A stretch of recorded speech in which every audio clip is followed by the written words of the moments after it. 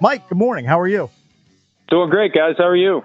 Hey, Mike, I wanted to ask you, what's the landscape of for people like you? You guys got, guys who are breaking news, almost getting into fisticuffs at Starbucks. I've seen you get into spats with other guys and breaking news. What's it like? Well, I've tried to evolve past all that. Life's too short. And, I've been doing this 25 years now almost. And the job for me has evolved over the years. There was a time when we tried to get to the front of the line for whatever information that agents were going to hand to insiders 5 minutes before the announcement was made by the team. And it's just gotten to the point where, and look, I say this, taking and assuming the full risk of having all of them mad at me, but I've been saying it recently. Look at the formula, the copy-paste formula of these tweets. Player X signs with Team Y for Z million dollars, deal negotiated by insert name of agent. And it's so obvious that the agents, and I know how this works, the agents send out the group text message. It becomes a thumb race to Twitter, and they all put in their tweets exactly what the agents ask them to put in the tweets. And it's so funny because they all say per sources, and then they specifically go out of their way to identify the names of the agents. Well, they're the sources. And it's funny because one of the guys on our staff, Michael David Smith, we were discussing this yesterday via text, and he said, why don't they ever say that the deal was negotiated by Adam Peters? Because the agents are the sources, and that's the way the game's played. And there's just something kind of skeevy about it to me. So we capture all of it. We post all of it. The audience doesn't care who breaks the news. They just want the news, and life is easier that way. All right, so fill us in on what the Pittsburgh Steelers are doing. Are they waiting for Aaron Rodgers? Do they give him a time limit? Do they go back to Russell Wilson? What do they do? I really don't think they want to sign Russell Wilson. I think they'd like to move on at this point, especially now that they've made a massive investment in DK Metcalf at receiver. You've got to have a quarterback who can help justify the $33 million per year in new money that Metcalf is getting. And that move for the Steelers, I've been following that team since I first discovered the NFL on the day of the Immaculate Reception in 1972.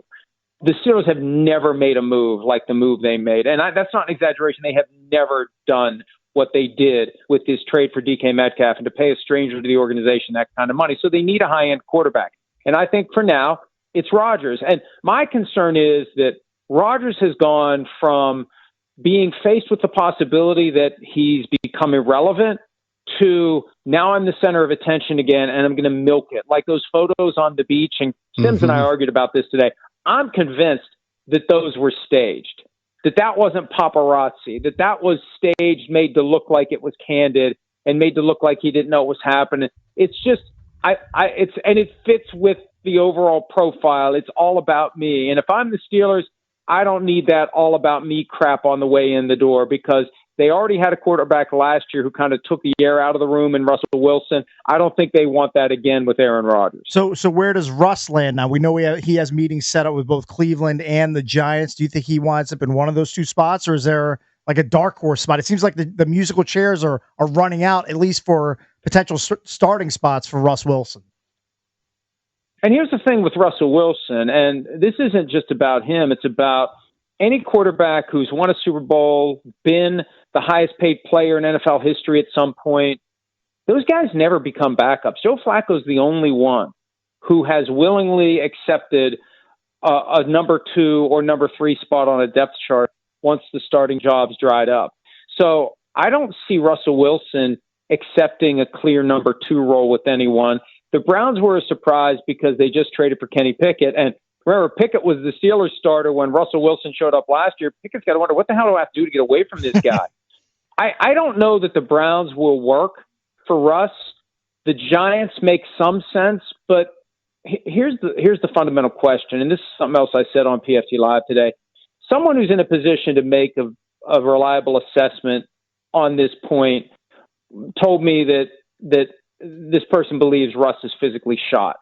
And, he's got one tool in the bag. It's the moon ball left and moon ball right. And I don't know that that's enough to be a successful starting quarterback in the NFL. Now, it may just be necessity thrusts Russell Wilson and a team together, But if Giants and Browns just don't work out for whatever reason, and the money may be an issue too. This is a guy who's been making high-end money for a long time. If the money isn't there and the starting job isn't there, this could be it for Russell Wilson. Joined by Mike Florio, editor of ProFootballTalk.com. So what do you make of Adam Peters' work so far in free agency and trades? The big free agent splash is Javon Kinlaw.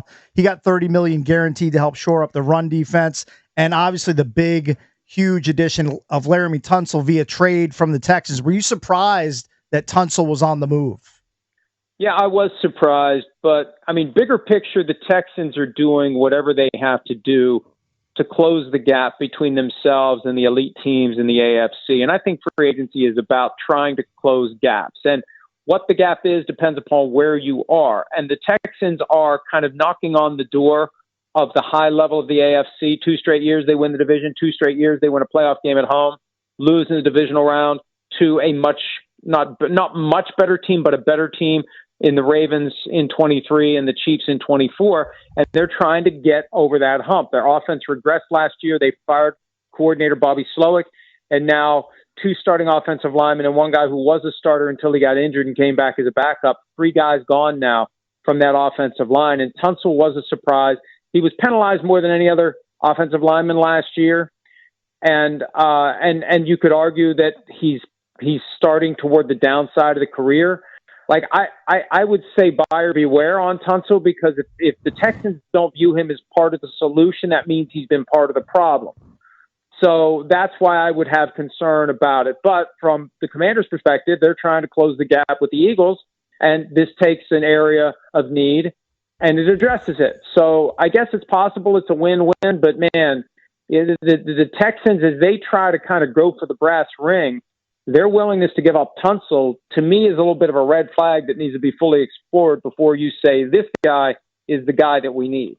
What's the latest, and what is your best guess as the latest of sort of what's going on with Trey Hendrickson? Well, I think what happened last week, and the timeline and common sense make this, I think, even more logical. Max Crosby did his deal with the Raiders on Wednesday. By Thursday, the Bengals had given Hendrickson permission to seek a trade. I think the Bengals have a number that they believe is fair. Now, whether they're right or wrong is a different issue.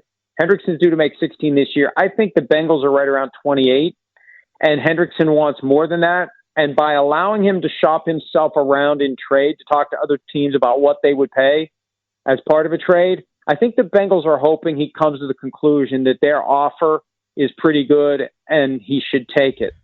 So, it's a gutsy move, because there's a chance it blows up in your face and somebody comes in and blows away what the Bengals are willing to give, and Hendrickson's gone, and then they got another problem with Joe Burrow. But I think the Bengals are banking on the fact that there isn't a team out there that's willing to offer significantly more for a guy who's 30. That's the big difference.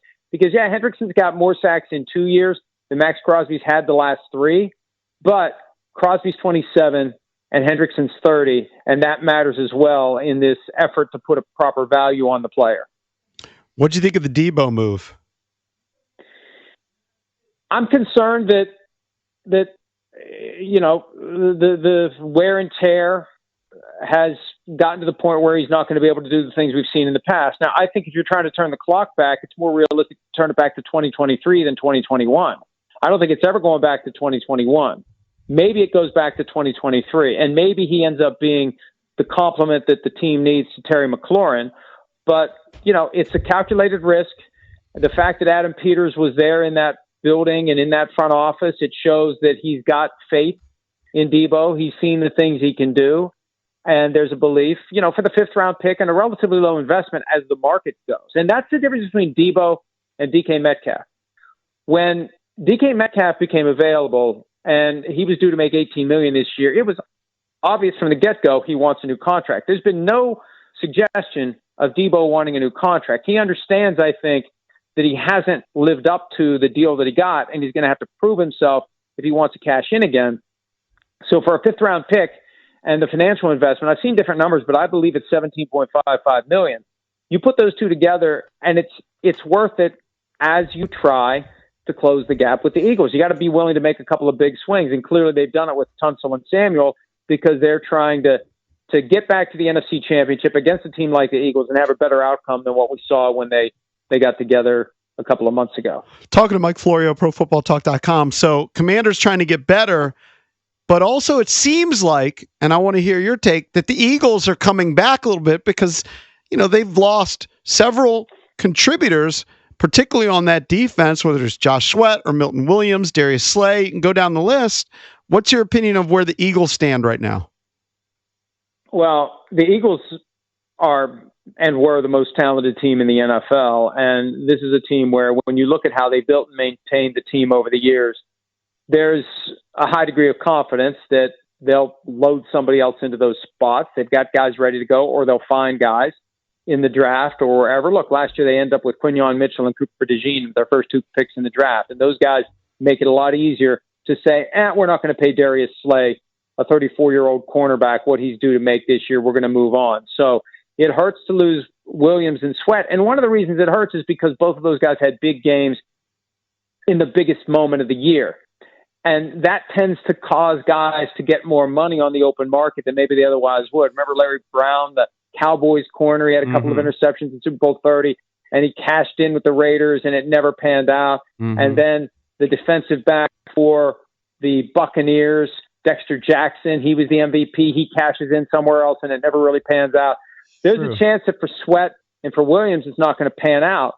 And the Eagles kind of realize you can't keep everyone. You want to keep as many as you can, but you just can't keep everyone. And you got to trust your process that you're going to find guys who can step in. And that offensive line is so good. And Saquon Barkley is still there. And A.J. Brown and Devontae Smith. And the defense, even without Williams and Sweat, I mean, Jalen Carter is a one-man wrecking crew. The Eagles likely are not going anywhere unless they have a rash of injuries in 2025.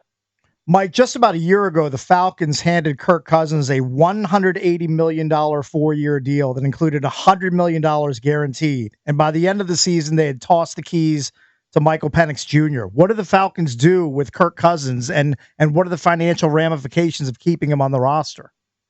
Well, the Falcons seem to be committed to the idea that they'll pay him $27.5 million this year to be the backup. They've already given him $62.5 million. The way that deal was structured, $62.5 million in hand, cash in hand, in the bank for Kirk Cousins. Wow. $27.5 is a reasonable amount for a veteran quarterback for this year. That's what they owe him fully guaranteed. That's what he's on the books for this year. This $10 million that you'll hear about from time to time, there's a misconception as to what the $10 million is.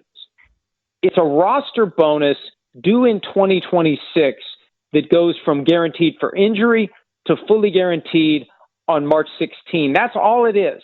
They don't owe him that money now, and the chances are they'll never owe him that money, because if they cut him after this season and he's got the $10 million guaranteed roster bonus, he goes somewhere else. You think he's going to play for less than $10 million next year with another team? You think somebody's going to pay Kirk Cousins the minimum and he'll say, I'll stick it to the Falcons for the balance between this and $10 million. He's going to want more than $10 million next year if he plays. So I don't know that the Falcons should even worry about that $10 million. The question is, do we want to pay Kirk Cousins $27.5 this year, Michael Penix the second year of his slotted rookie wage scale contract, which isn't all that much? It's like $30 million total for your two quarterbacks, and you've got the ultimate insurance policy against Penix getting injured. At first we thought they were bluffing. I think the bluff is real. I think they want to keep Cousins as the backup because they look at the 27.5 and they say, you slap them two together and this is not a bad quarterback investment, and we're covered in the event that our starter gets injured. Mike, can you give us the best free agent signing you've seen and the worst? One you just looked at, you're like, I can't believe this team gave that guy that amount of money. Yeah, it's all been happening so fast and furious. I'd hate to just grab a name and say, that one's bad, that one's good, because you never really do know. And there's been so many of them. I know I'm copping out, but I haven't really sat down and thought about it, because for now, the fruit's falling out of the trees. We're just trying to scoop up as much of it as we can. Any move teams? The thing that stunned me the absolute most. Now, obviously, the Patriots are spending like drunken sailors going down on a sinking ship, and it's unbelievable. And I think the subtext there is, see how bad the roster was that Bill Belichick left? We had to go out and buy all these guys to clear out the crap that he compiled in the later stages of his career. That DK Metcalf move, though, I cannot overemphasize. how stunning and jarring it is for the Steelers to do something like this. And it really does make me wonder, are they one more year of not winning in the playoffs away from doing the thing they never do, which is fire their coach? That would be a huge move. All right, Mike, thanks for the time, man. We really do appreciate it. It's Mike Florio, editor of ProFootballTalk.com and co-host of PFT Live on Peacock TV. We'll talk to you again soon. Thank you, Mike. Thanks, guys. All right, buddy. Yep, that was Mike Florio. Coming up next, we will get into EB's entertainment page. We'll do that next here on The Fan.